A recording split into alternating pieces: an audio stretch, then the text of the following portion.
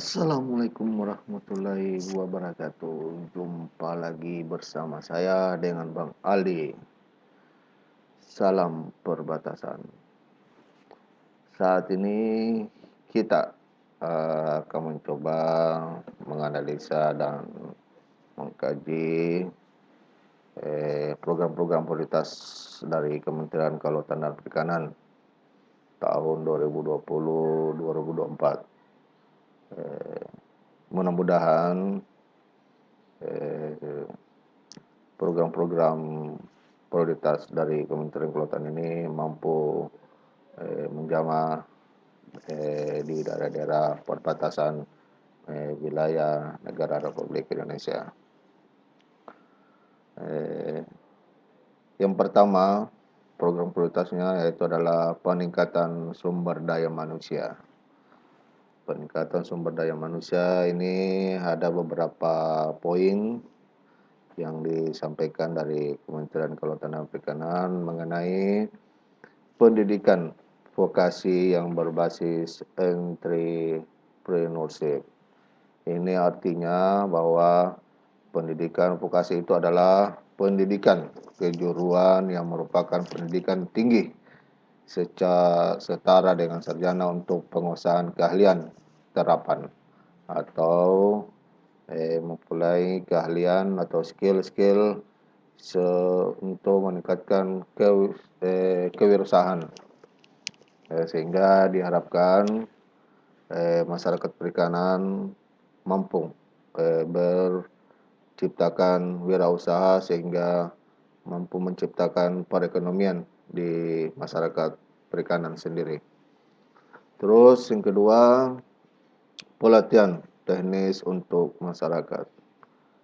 Pelatihan teknis ini diharapkan dari Kementerian Kelautan Perikanan akan memberikan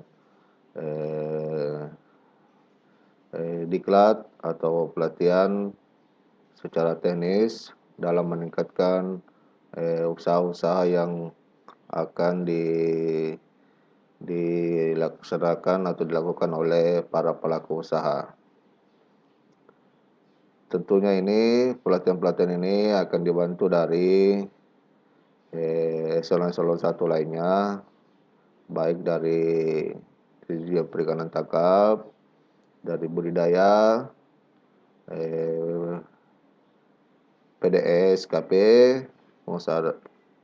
atau dari balai riset. Terus yang ketiga, sertifikasi kompetensi pelaku utama. Ini maksudnya kemungkinan diharapkan semua para pelaku usaha baik dari tangkap, budidaya, pengolahan dan pemasaran ini mampu diberikan sertifikasi kompetensi atau yang betul-betul ahli sehingga mampu bersaing dengan tenaga-tenaga kerja dari luar. Terus digitalisasi pelatihan dan penyuluhan. Digitalisasi pelatihan dan penyuluhan ini termasuk adalah diadakannya berbagai pelatihan dan penyuluhan secara digital atau secara online, apalagi pada saat ini musim pandemi ini tentunya pertemuan-pertemuan yang secara offline ini akan diperbanyak melalui secara online. Tentunya dari berbagai eselon 1 ini mampu berbagi ilmu kepada masyarakat-masyarakat yang memerlukan untuk berbagai jenis pelatihan. Terus hilirisasi hasil inovasi dan riset. Ini diharapkan kiranya ya di daerah-daerah atau pelaku usaha yang ada di daerah ini mampu berinovasi sehingga mampu meningkatkan perekonomian masyarakat yang ada di daerah sehingga berpengaruh kepada peningkatan perekonomian di tingkat nasional. Tentunya dengan berbagai riset yang ada nantinya yang akan dilaksanakan baik di daerah maupun di pusat mampu meningkatkan usaha-usaha atau ekonomi produktif setingkat nasional. Saya kira itu yang program pertama, peningkatan sumber daya manusia, sehingga saya berharap sendiri untuk di daerah perbatasan, khususnya Kalimantan Utara, ini mampu sampai di masyarakat kita untuk program-program prioritas yang ada di Kementerian Kelautan dan Perikanan. Oke, ini terus lanjut yang kedua, program-program prioritas tahun 2020-2024 dari Kementerian Kelautan dan Perikanan, yaitu penataan regulasi, dan yang ketiga menyederhanakan birokrasi. Dari poin-poin ini tersebut tentunya regulasi atau birokrasi yang ada di Kementerian Kelautan Perikanan mampu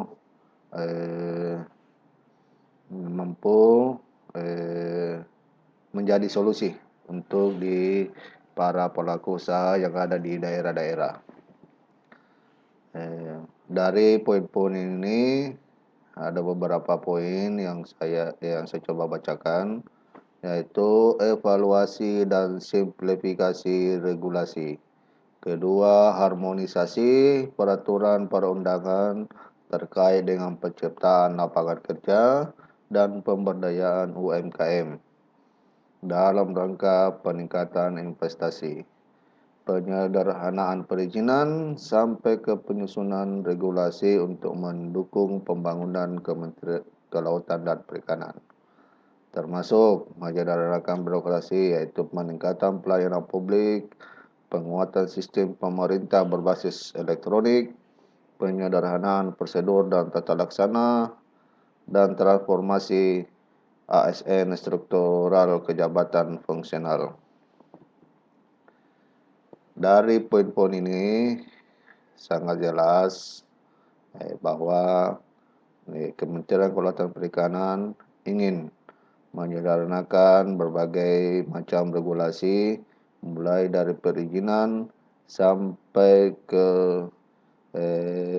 pelayanan publik, termasuk penyederhanaan prosedur dan tata laksana.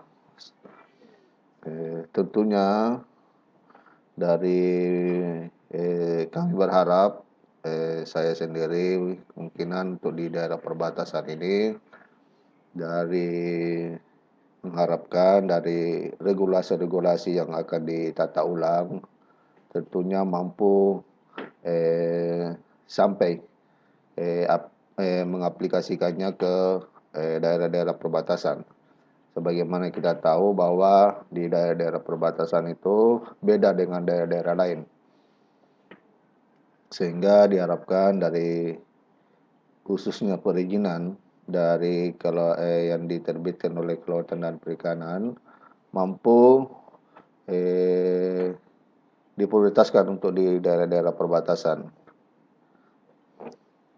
khususnya bagian penyederhanaan perizinan.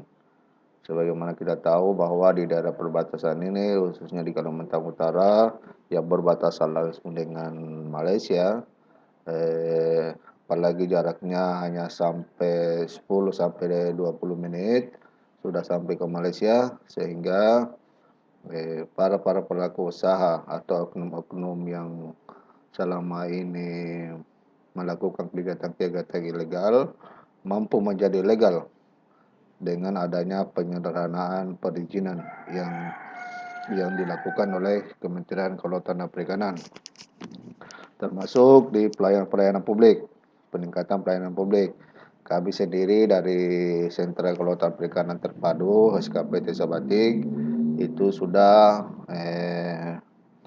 melakukan pelayanan publik secara terpadu, dan kami memiliki ada 11 instansi yang sudah melakukan pelayanan secara terpadu di SKPT Sabatik. Inilah bentuk-bentuk komitmen kami dari Kementerian Kelautan Perikanan, khususnya dari Dirjen Perikanan Tangkap, dalam hal peningkatan pelayanan publik di masyarakat. Mungkin ini yang bisa saya analisa untuk di program-program prioritas kedua dan ketiga, penataan regulasi dan penyederhanaan birokrasi. Oke, kita lanjut lagi yang keempat dan kelima, program prioritas tahun 2020-2024 dari Kementerian Kelautan dan Perikanan, yaitu adalah peningkatan dan pengembangan infrastruktur dan transformasi ekonomi. Dari poin-poin ini untuk pembangunan infrastruktur atau pengembangannya yaitu adalah pelabuhan perikanan, budidaya perikanan, sentra kelautan dan perikanan terpadu, sistem rantai dingin, sentra pengolahan, pembangunan pasar ikan modern, dan pengembangan kampung nelayan maju dan rehabilitasi kawasan pesisir dan prasarana penggaraman rakyat. Khususnya transformasi ekonomi yaitu industri kelautan dan perikanan yang berdaya saing, mulai dari perikanan tangkap, perikanan budidaya, pengolahan, pemasaran, garam rakyat, dan wisata bahari. Dari program-program yang keempat dan kelima ini, infrastruktur dan transformasi ekonomi ini, saya menganalisa bahwa Kementerian Kelautan Perikanan tentunya akan melakukan beberapa pembangunan atau pengembangan di daerah untuk meningkatkan perekonomian dan industrialisasi kelautan dan perikanan yang berdaya saing.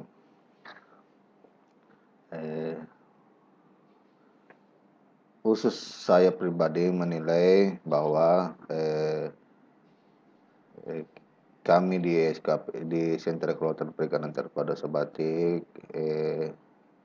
dan tentunya dari beberapa pembangunan yang akan dilaksanakan oleh Kementerian Kelautan dan Perikanan mampu diterapkan dan dikembangkan dan atau difokus betul-betul dalam pembangunan.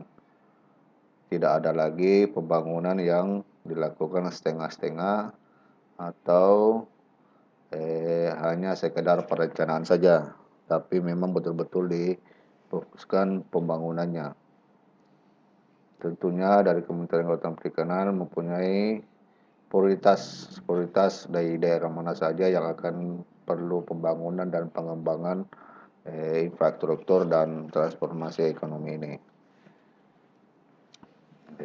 Saya lihat ini, saya sepakat bahwa transformasi ekonomi ini sangat bagus dan ini sudah sesuai dengan pidato Presiden Jokowi mengenai transformasi ekonomi.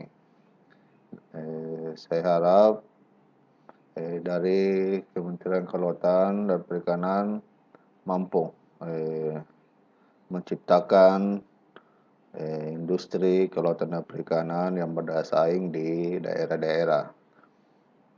Karena kita tahu bahwa potensi-potensi perikanan yang ada di daerah itu cukup besar. Itu yang pertama. Terus saya mengusulkan juga sebaiknya UPT khususnya dari perikanan tangkap ini dijadikan semua sentra kelautan dan perikanan terpadu, sehingga diharapkan sentra kelautan dan perikanan ini bukan hanya difokuskan di perikanan tangkapnya saja, tapi bisa ke arah budidayanya, ke pengolahannya, sampai pengawasan ke kawasan pesisir, sehingga diharapkan UPT yang ada di daerah itu mampu membantu masyarakat-masyarakat sekitar, khususnya di budidaya sama pesisir, kawasan pesisir. Jadi pelabuhan perikanan itu atau sentra kelautan perikanan itu mampu membantu masyarakat yang ada di sekitar situ. Jadi fokusnya fungsi pelabuhan perikanan yang ada di daerah itu bisa menjangkau ke arah budidayanya juga, ke pengolahannya sampai ke pengembangan kawasan pesisir dan tentunya di wisata bahari. Saya kira itu yang saya bisa sampaikan. Mudah-mudahan dari Kementerian Kelautan dan Perikanan, saya sendiri meminta mudah-mudahan program-program prioritas ini sampai ke daerah-daerah, khususnya di daerah perbatasan yang ada di wilayah Indonesia. Semoga Kelautan dan Perikanan Kementerian ini memprioritaskan di daerah-daerah perbatasan dengan tujuan menjaga kedaulatan NKRI dan meningkatkan ekonomi di masyarakat perbatasan. Terima kasih. Wabillahi taufiq wal hidayah. Assalamualaikum warahmatullahi wabarakatuh. Salam perbatasan.